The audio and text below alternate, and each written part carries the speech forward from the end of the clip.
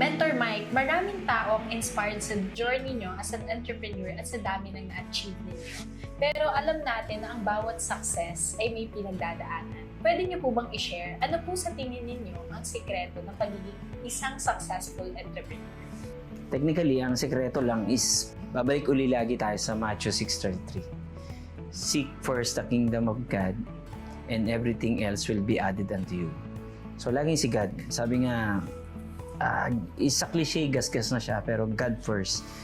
Kung doon pa lang, yung foundation mo, wala kang pinaniniwalaan, shallow.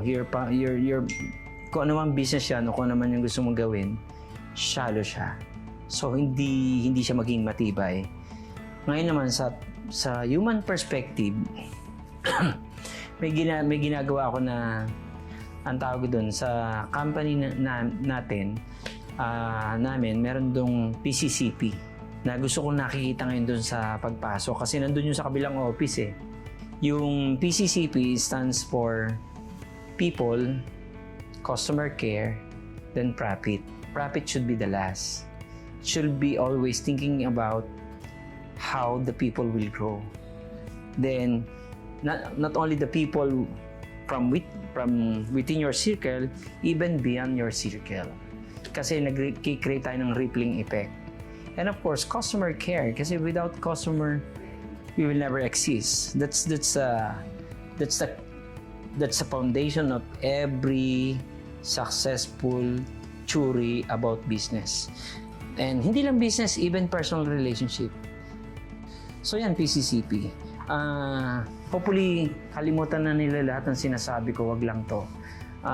Yung PCCP din na yan, it stands for progress, P, C, consistent, commitment, and P, patience. Bakit mahalaga yan? Hindi mo ba napapansin, ang daming tao na magagaling, pero bakit walang progress? Kasi para yung muscle eh. Gusto nila one day, nandun na lahat kagad yung six-pack abs. Ang dami ko talagang kilalang, sorry to say, pero totoo to, valedictorian, summa cum laude, magna cum laude. Pero bakit? Kasi hindi siya consistent. So dapat makita mo lagi may progress from day 1, day 2. Tapos consistent siya, consistent commitment or committed ka, and then patience. Kasi aantayin mo dumating yung progress talaga, yung improvement. Ano pa ang ibig ko sabihin? Nakakatamad na, nakakainis, sorry sa word talaga, na bakit hindi nila nakikita to?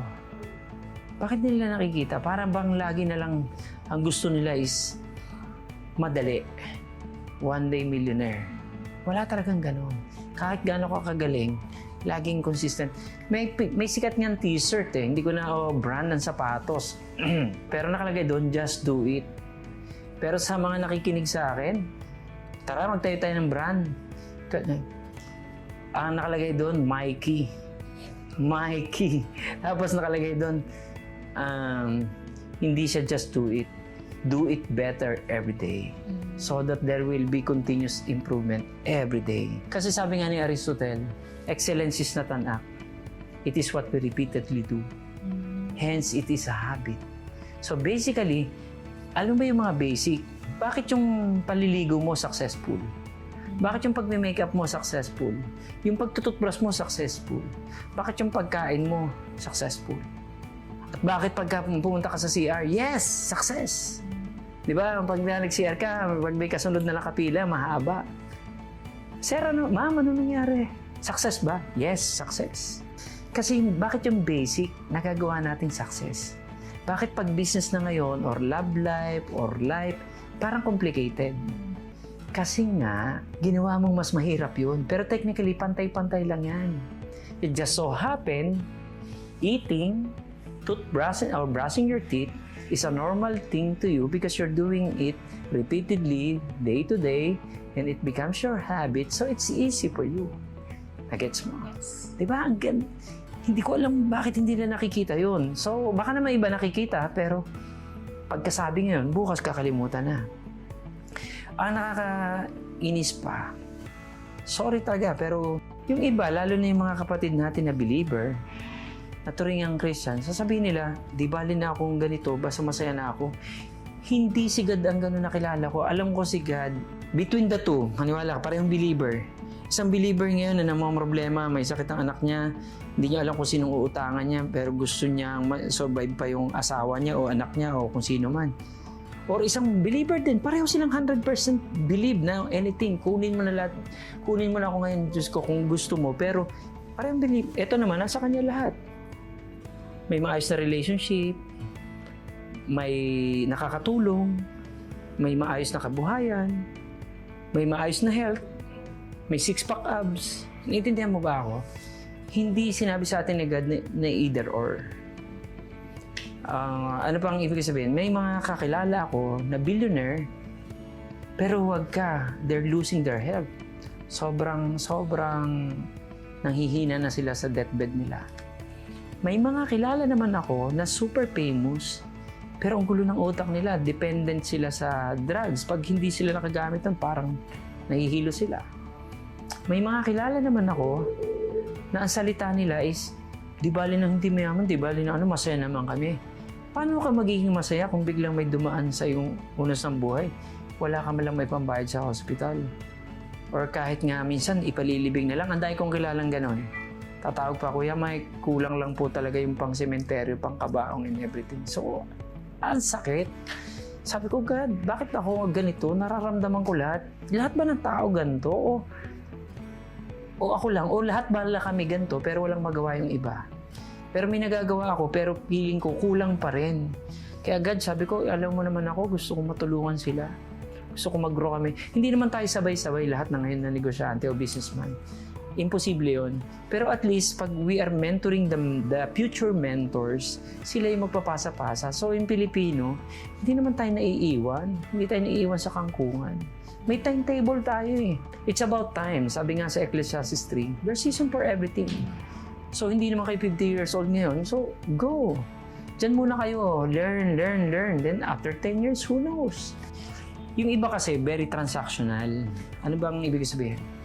Yung iba kasi, since bayad lang ako ng 8 to 5 lang yung pantrabaho ko. Tulad ng ina-explain ko kanina kina Mer. Nung empleyado ako, pag may tumawag na kliyente, yung sagot nila hanggang dun lang. Ako hindi. Pag nakita ko ngayon na, teka, magkaka-problem to eh. Hindi naman to raw mats eh, finished product na to. So, mape-penalty to. So, ini-insist pa rin ng client na ganito.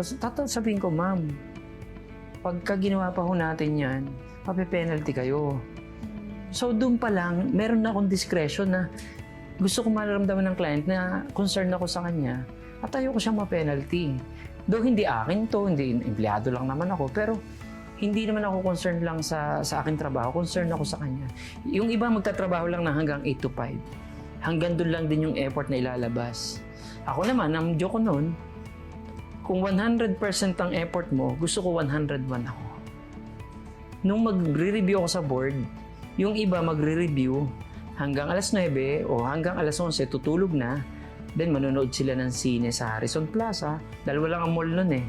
Tsaka Isitan. Mahalata tuloy yung ating edad. Na magkasing edad tayo, 30.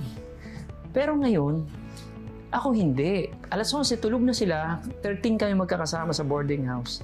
Shout out sa aking kumpare si paring Lester. Kami lang yung pumasa. Bakit? At saka si Isko pala. Tatlo kami. Puro lalaki kami. Ang kukulit noon. Ang saya sa isang bahay. Pero para kayong mga 10, 11 tulog na sila. Kami alauna nagre-review pa. Sila gigising alas 7. Kami hindi. Alas 4. Nagre-review na uli kami. Palagay mo sino yung papasa sa board exam? Yung natulog na ng 9 tapos gumising na alas 7 o yung hanggang alas 11, alas 12, alauna tapos gumising pa uli. Because there's no substitute with effort. Ano pang ibig ko sabihin? My first mantra na ngayon ko lang isi-share, ang swerte, ang bless ng makikinig ngayon kasi marami akong sekretong kinikip. Pareto principle ako. I'm just releasing the 20 but I'm keeping the 80. But this time I'm going to spill the beans. Why? Kasi hindi ko naman alam mangyayari sa akin bukas eh. Every time sasakay ako sa plane, God, hawak mo ako para rin pagtulog to. Makakalanding pa ba ako? Ganun lagi yung thinking ko.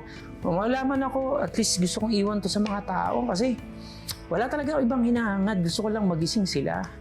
Gusto ko magising bawat isa na God, nakakasawa na. Pinili mo kaming maging Pinoy. Pinili mong ganito yung salita namin. Ganito yung kulay ko. Kami ba design talagang alipin sa ibang bansa? Alam nyo, nakikita ko lagi, alipin tayo sa ibang bansa. Kahit anong yaman nila doon, alipin tayo. Kasi second class citizen tayo. So, at hindi natin nagagawa yung kalayaan dito, yung freedom. So, ano yung sekreto na gusto kong spill the beans? Ang mantra ko nun nakalagay yun sa, ewan ko ba kung bakit yung aking kwarto, na hindi ko naman talaga kwarto yun kasi wala kaming kwarto, natutulog kaming hilelera. Just so happen na iwan na akong mag-isa sa bahay dahil may asawa ng yung tatlo kong kapatid.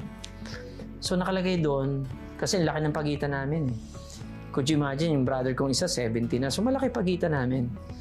Nakalagay doon, Proverbs 3:6 most people in everything you do, put God first and He will direct you and crown your efforts with success.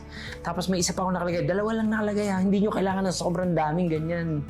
Basta yung may isang yun na nakatatak sa'yo. Nakalagay doon, most people get ahead during the times that others waste. So, okay pala. Dapat pala, wala akong aksayahin kasi existence ko to eh. Kung isang malaking game tong buhay na ito, kunwari ang isang game is 2 hours, ayaw ko naabutan nyo pa yun.